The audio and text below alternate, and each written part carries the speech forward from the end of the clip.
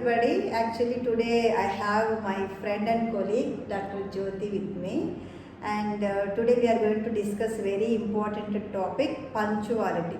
So generally we miss punctuality in our lives. We want to do punctual life, but sometimes we may miss it. How to overcome hurdles? So today we are going to discuss. Biblical ప్రకారంగా punctuality మనకి ఎంత అవసరమో అది ఎంతవరకు maintain చేయాలి, అది నా first question. Plus ఆ మెయింటెనెన్స్లో ఏమైనా ప్రాబ్లమ్స్ వస్తే దాన్ని ఎలా ఓవర్కమ్ చేయాలి, ప్లస్ బిబ్లికల్గా పంక్చువాలిటీ ఏ రకంగా మనకు useful. Actually, in day-to-day life, not only for Christian, for every human being, we need punctual life. That is, అంటే మన లైఫ్లో ఒక పంక్చువాలిటీ మెయింటైన్ చేస్తున్నప్పుడు మన లైఫ్ ఒక సిస్టమేటిక్గా వెళ్తుంది. సో ఎవ్రీడే మనం ఏం చేస్తామంటే ఈరోజు ఈ పని చేద్దాము, లేకపోతే ఈరోజు కుదరకపోతే రేపు చేద్దాము, అట్లా పోస్ట్పోన్మెంట్ చాలామంది మనం చేస్తాము. దానివల్ల we may miss many things, we will lose many things in our lives. మనం అనుకున్న గోల్ రీచ్ అవ్వలేకపోవచ్చు. కొన్నిసార్లు మనకు ఆ డిజైర్ ఉంటుంది, పంక్చువల్గా ఇలా నేను చెయ్యాలి, చేస్తే బాగుంటుంది. ఆ డిజైర్ ఉన్నప్పుడు కూడా మన లేజీనెస్ వల్ల కొన్నిసార్లు అది జరగకపోవచ్చు. కాకపోతే కొన్నిసార్లు హర్డిల్స్, వేరే వాళ్ళు ఇన్వాల్వ్మెంట్ ఉండడం వల్ల కూడా కొన్నిసార్లు అనుకున్నది జరగలేకపోవచ్చు. దట్ డజంట్ మీన్ ఇంకా మనం అంతటితో ఇంకా ఆపేద్దాంలే, మనం అనుకున్నది జరగట్లేదు కదా, లేకపోతే ఎవరో ఒకరు ఇన్వాల్వ్ అవ్వటం వల్ల ఇది జరగట్లేదు, దీనికి మీద ఫోకస్ పెట్టకపోవడమే మంచిది అని మనం అనుకోకూడదు. ఎప్పటికప్పుడు దానిని ఓవర్కమ్ చేస్తూ ముందుకు వెళ్ళగలగాలి. ఫర్ ఎగ్జాంపుల్, బిజినెస్ పీపుల్ ఉంటారు. వాళ్ళు ఏం చేస్తారు, ఇనిషియల్లీ చిన్న దాంతో స్టార్ట్ చేస్తారు. వాళ్ళు ఒక 10 days లేకపోతే 1 month 2 months maximum 6 months try చేశారు, కానీ వాళ్ళకి ఈ గ్రోత్ లేదనుకోండి. కొంతమంది ఏం చేస్తారంటే ఇంకా నాకు గ్రోత్ రావట్లేదు, ఇందులో నేనేం సక్సెస్ అవ్వట్లేదు, దాని బదులు దీన్ని వదిలేయటమే మంచిది అని వెనక్కి వెళ్ళిపోయిన వాళ్ళు, బిజినెస్ని కంప్లీట్గా స్టాప్ చేసిన వాళ్ళు ఉంటారు. కొంతమంది అలా ఉండరు. వాళ్ళు ఏం చేస్తారంటే 6 months కాకపోతే 1 year అయినా పర్వాలేదు, లేకపోతే 2 years తీసుకున్నా పర్వాలేదు, కానీ నేను మాత్రం ఈ విషయంలో ముందుకు వెళ్ళాలి, ఒక మంచి పొజిషన్కి నేను వెళ్ళాలి. ఆ ఒక గోల్ మనం సెట్ చేసుకున్నప్పుడు కష్టమైనా కూడా పంక్చువల్గా రెగ్యులర్గా దాన్ని చేస్తూ ఉండాలి. Regularity we have to maintain, that is very important. అప్పుడు ఏమవుతుందంటే ఆటోమేటిక్గా మన లైఫ్లో సిస్టమేటిక్గా లైఫ్ని చేసుకోవడం అనేది అలవాటు అవుతుంది. జనరల్గా చాలామంది పీపుల్ చేసే మిస్టేక్ అదే ఏంటంటే కొంతకాలం జరిగిస్తారు, కుదరనప్పుడు ఏం చేస్తారంటే ఇది మన వల్ల కావట్లేదు, లేకపోతే నాకు ఎందుకో ఇది జరగట్లేదు, లేకపోతే ఇంకొకరు ఇన్వాల్వ్ అవ్వటం వలన నాకు ఇబ్బంది కలుగుతుంది, నేను మెయింటైన్ చేసిన ఇది కంటిన్యూ అవ్వదేమో, రకరకాల అపోహలు ఆలోచనలు ఉండడం వల్ల వాళ్ళు ఏం చేస్తారంటే మధ్యలో వదిలేస్తారు. అది 100% తప్పు. అందుకే మనము బిజినెస్ పీపుల్ని కొద్ది మందినే చూస్తాం. చూడండి, ఈ వరల్డ్లో మనం చూస్తే గాడ్లీ థింగ్స్ పక్కన పెట్టిన లోకంలో మనం చూసినప్పుడు ఒక బిల్ గేట్స్ గురించి మాట్లాడుకుంటాము, లేకపోతే ఒక ఫేస్బుక్ ఓనర్ గురించి మాట్లాడుకుంటాము. వీళ్ళందరూ ఒక్కసారిగా ఏమీ కోటీశ్వర్లు అయిపోలేదు. డిజైర్ ఎప్పుడైతే వాళ్ళకి స్టార్ట్ అయిందో దాన్ని ఇంప్లిమెంట్ చేయడానికి చాలా కష్టపడ్డారు. అందులో చాలాసార్లు వాళ్ళకి నష్టం జరిగి ఉండొచ్చు, బిజినెస్లో నష్టం వచ్చి ఉండొచ్చు, డబ్బులు కోల్పోయి ఉండొచ్చు, బట్ స్టిల్ వాళ్ళు ఏంటి, ఎప్పటికైనా నేను విన్నర్ని అవ్వాలి. మన స్పిరిచువల్ లైఫ్లో కూడా అది వర్తిస్తుంది. Not only the physical things, spiritual లైఫ్లో కూడా చాలామంది భక్తి జీవితం చేస్తారు, స్పిరిచువల్గా బాగా ఉండటానికి ఇష్టపడతారు. దానికి ఏంటంటే ఇనిషియల్గా స్టార్ట్ చేస్తారు, బాగానే ఉంటుంది. తర్వాత ఫ్యామిలీ మెంబర్స్ సహకరించట్లేదు, నా ఆరోగ్యం సహకరించట్లేదు, నేను చర్చ్కి వెళ్ళడానికి నాకు కొన్ని హర్డిల్స్ ఉన్నాయి, అలా చెప్పేసి తీరా ఏం చేస్తారంటే, నేను కూడా కొంతమందిని అబ్జర్వ్ చేసినప్పుడు ఒకప్పుడు ఉన్న భక్తి లైఫ్ ఇప్పుడు లేదు. ఒకరిని ఉన్నతమైన స్థానంలో, అది భక్తి జీవితంలో కానీ ఫిజికల్గా కానీ మనం చూడాలంటే ఆ వ్యక్తి కష్టపడాలి. సో ఆ పంక్చువాలిటీ మీరు అడిగారు కదా, ఆ పంక్చువాలిటీ అన్నది చాలా ఇంపార్టెంట్ మన లైఫ్లో. ఒక రోజుకి 2 రోజులకి అది వచ్చేది, ఖచ్చితంగా ప్రాక్టీస్ చేస్తూనే ఉండాలి. ఒక రోజు మిస్ అవ్వచ్చు, ఇంకొక రోజు మిస్ అవ్వచ్చు, but at the end definitely మనమే విన్నర్ అవుతాం. ఎందుకంటే we are the human beings. God మనకి ఇచ్చిన విజ్డమ్ అన్నది ఈ క్రియేషన్లో దేనికి లేదు. God has given the great wisdom to human beings. అది ఎలాగంటే ఆయన తర్వాత కొంచెం తక్కువ వారుగా మనం చేయబడ్డాం. అంటే చూడండి, గాడ్ అంటే చాలా బిగ్ కదా, హీస్ చాలా హ్యూజ్. మనం we can't even imagine how big he is. అంత గొప్ప గాడ్కి మనం కొద్దిగా తక్కువగా చేయబడ్డామంట. అంటే మనము ఇమాజిన్ చేసుకోవాలి, ఎంతో జ్ఞానం ఉంటుంది కానీ we are not utilizing it. Even మెడిసిన్లో కూడా మనం చూస్తాం కదా, మన బ్రెయిన్లో మనం ఉపయోగించుకునేది 2%, 3% అని అంట. మిగిలిన 95% ఆల్మోస్ట్ ఖాళీగా ఉంటుంది. అది ఎవరైతే ఉపయోగించుకోవడానికి ఇష్టపడతారో వాళ్ళు డెఫినెట్గా వాళ్ళ ఐక్యూ ఎక్కువ అని మనం చెప్తాం. వాళ్ళు ఒక మంచి పొజిషన్లో వాళ్ళు నిలబడతారు, అందరూ వాళ్ళని చూసేటట్లుగా ఉంటుంది. మన లైఫ్లో ఎప్పుడు కూడా ఒక గోల్ అన్నది సెట్ చేసుకోవాలి. ఆ గోల్ రీచ్ అవ్వడానికి మన లైఫ్ ఒక సిస్టమాటిక్ వేలో వెళ్ళడానికి మనం ప్లాన్ చేసుకోవాలి, not somebody else. Even we can't blame God also. Every human being is unique. ప్రతి ఒక్కరూ కూడా గాడ్ దృష్టిలో యూనిక్గా ఉంటాము. అదేవిధంగా డాక్టర్ జ్యోతి ఇంకొకరు లేరు అదే ఫీచర్స్ తోటి, అట్లాగే ఇంకొక డాక్టర్ లేరు. ఓకే, పేరు ఉండొచ్చు, కామన్ నేమ్, కానీ అదే పర్సనాలిటీ అట్లా ఇంకొకరు ఉండరు. అలాగే నాలాగా ఇంకొకరు ఉండరు. Every one is unique. So ఆ యూనిక్నెస్లో గాడ్ ఇచ్చే కొన్ని క్యారెక్టర్స్ కూడా యూనిక్. మీలో నేను చూసినప్పుడు కామ్నెస్, లేకపోతే ఎవరిని హర్ట్ చేయకుండా ఉండే మంచి నేచర్, అట్లా అంటే కొన్ని క్యారెక్టర్స్ ఏంటంటే అది అందరికీ ఉండవు. జ్యోతి పేరు చాలామందికి ఉంటుంది. ఆ జ్యోతిలందరూ మీ క్యారెక్టర్స్ ఉంటారా? ఉండరు. వాళ్ళందరూ డాక్టర్సా? కాదు. So you are something different, something special. You have your own identity, you have your own characters that God has given to you. Similarly for me, నాలాగే ఇంకొకరు ఉండకపోవచ్చు. మనము పంక్చువాలిటీని మెయింటైన్ చేయాలి. చేయటానికి ఇనిషియల్గా కష్టం ఉండొచ్చు. ఆ కష్టాన్ని ఓవర్కమ్ చేస్తూ మనం ఒక సిస్టమాటిక్ వేలో లైఫ్ని ముందుకు తీసుకుని వెళ్తున్నప్పుడు రెండు వైపులా మనం వర్ధిల్లుతాం. ఫిజికల్గా ఒక పొజిషన్కి చేరుతాము. At the same time if we practice the same thing for the spiritual life also, definitely we will succeed. ఒకరోజు స్పిరిచువల్ థింగ్స్ గురించి గాడ్ మనల్ని అప్రిషియేట్ చేస్తే, ఈ ఫిజికల్ థింగ్స్ గురించి పీపుల్ మనల్ని అప్రిషియేట్ చేస్తారు, because you are something different. So మీరు చెప్పారు ఇప్పుడు పంక్చువాలిటీ గురించి మెయింటైన్ చేయాలని ఉంది, కానీ కొన్ని విషయాల వల్ల చేయలేకపోతున్నాను. But you have to practice it. ఇంకా కొన్ని సందర్భాల్లో ఇప్పుడు సపోజ్ నేను టైంకి వెళ్ళాలని అనుకుంటాను అనుకోండి, ఏదో ఒక రకంగా డ్రైవర్ లేట్గా రావడము, ఎన్విరాన్మెంట్ సహకరించకపోవడము, ఏదో ఒకటి లేట్ అయిపోవడం, దానివల్ల నేను లేట్గా వెళ్ళాల్సి వస్తుంది. మరి అలాంటప్పుడు అది నా మిస్టేక్ కాదు. అవును. కానీ ఇప్పుడు చుట్టూ ఉన్న సిచ్యువేషన్స్ వల్ల నేను లేట్ వెళ్ళాల్సి వస్తుంది. సో అలాంటప్పుడు దాన్ని ఎలా మేనేజ్ చేసుకోవాలి? అంటే ఇలాంటి సందర్భాలు మనకి కొన్ని జరిగినప్పుడు మనం ఏం చేయలేము వాటికి, ఎందుకంటే అది మన సైడ్ నుంచి రాలేదు కాబట్టి. Without our knowledge something happen, because of them we are late. అనుకున్నది మనం చేయలేకపోవచ్చు. అలాంటివి మనం ఏం చేయలేము. ఇంకా వాటిని దాటుకుంటూ నెక్స్ట్ టైం ఇంకా బెటర్గా మనం చేయటమే. అంటే ప్రతిసారి ఎవరో ఒకరు ఇన్వాల్వ్మెంట్ అనేది ఉండదు కదా, మోస్ట్లీ మనదే ఉంటుంది. ఐ థింక్ 80% మనదే ఉంటుంది. ఎప్పుడన్నా 20% ఇతరుల వల్ల మనకు డిస్టర్బెన్స్ అవ్వచ్చు. మ్యాక్సిమం 80% డిస్టర్బెన్స్ మనమే. లేట్గా లేకపోవడము, లేకపోతే ఏదో అనుకున్న పని కంటే ఇంకొక పని పడడము, దీనికి కాంప్రమైజ్ అయ్యి దాన్ని చేయడము, సంథింగ్ అంటే మనమే వాటిని కొంచెము ఇంబ్యాలెన్స్ చేస్తుంటాం.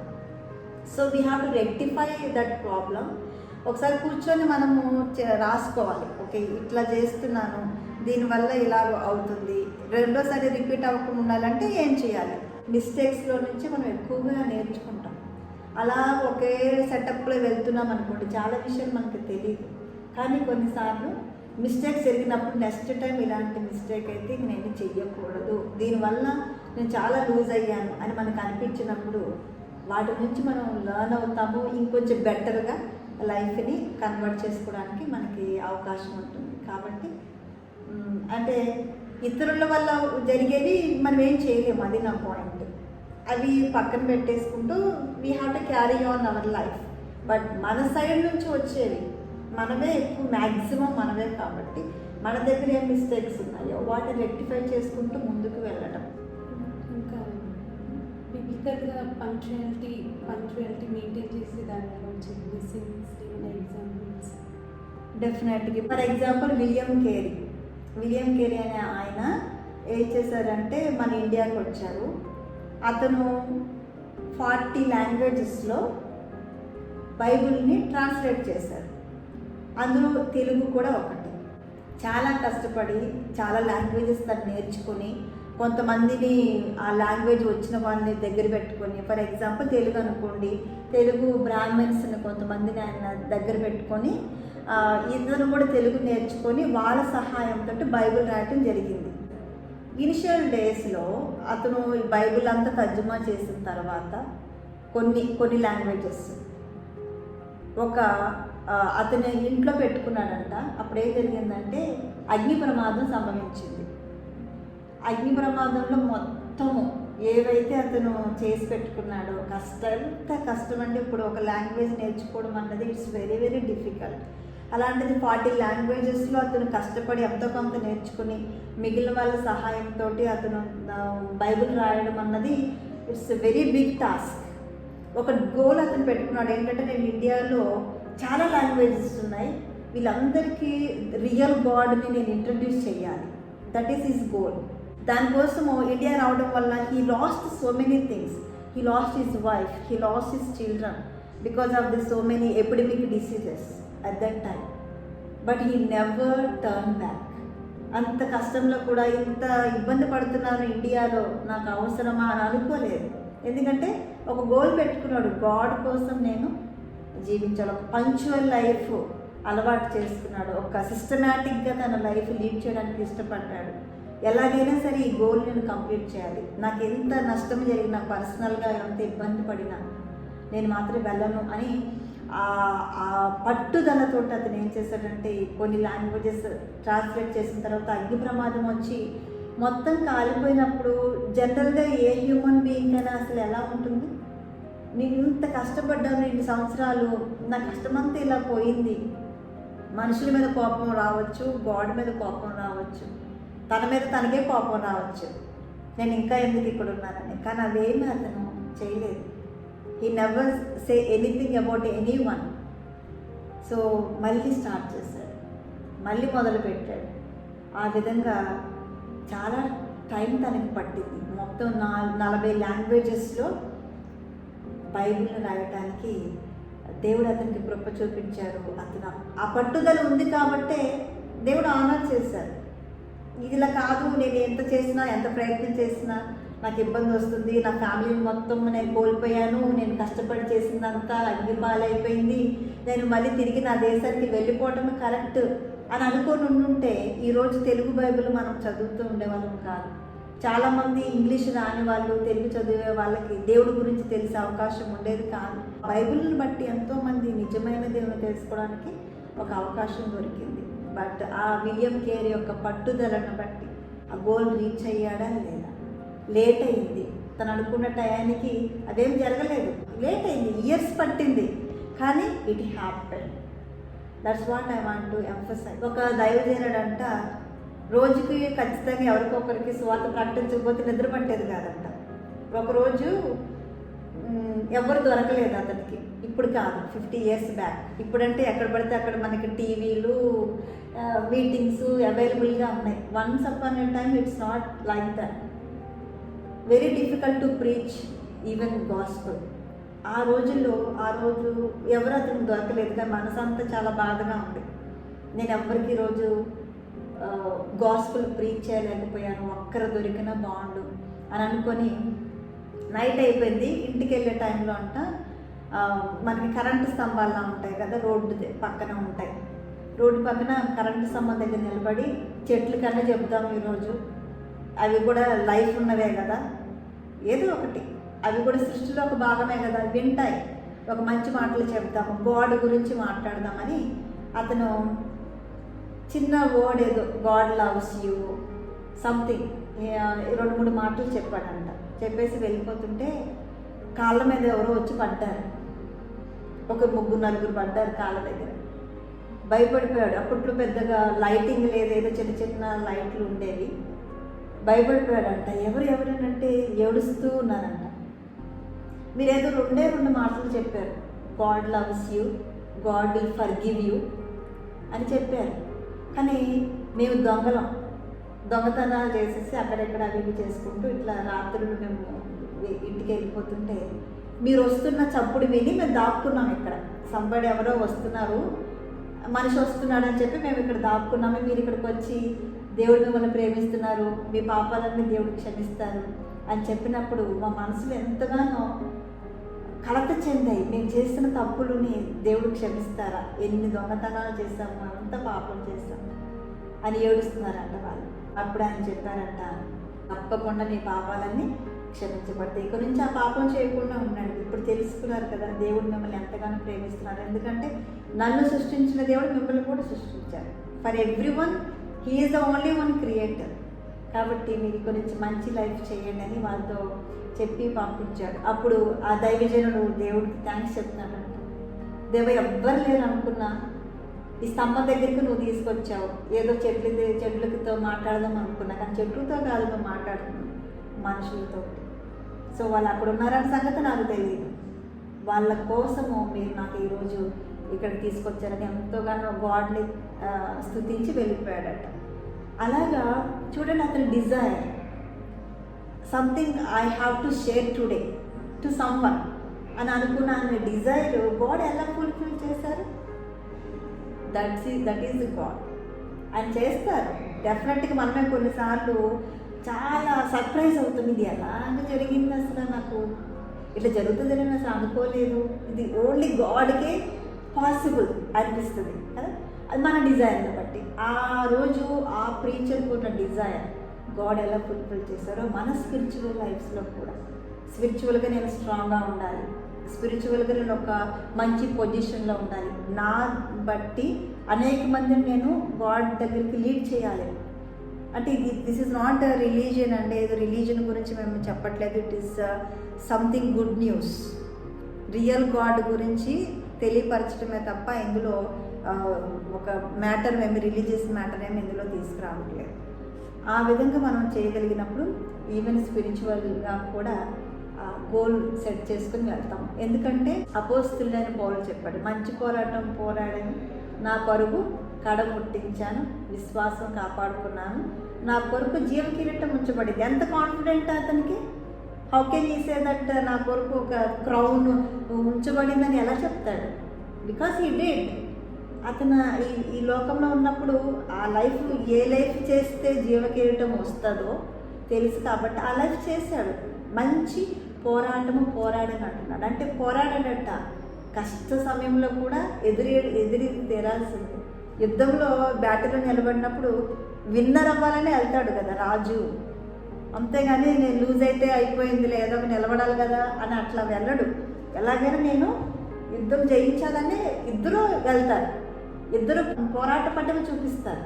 ఫైనల్గా ఎక్కువ ఎవరు పోరాట పటిమ చూపిస్తారు వాళ్ళు విన్ అవుతారు. ఓటమి ఉంటుంది, దాని తర్వాత విజయం ఉంటుంది.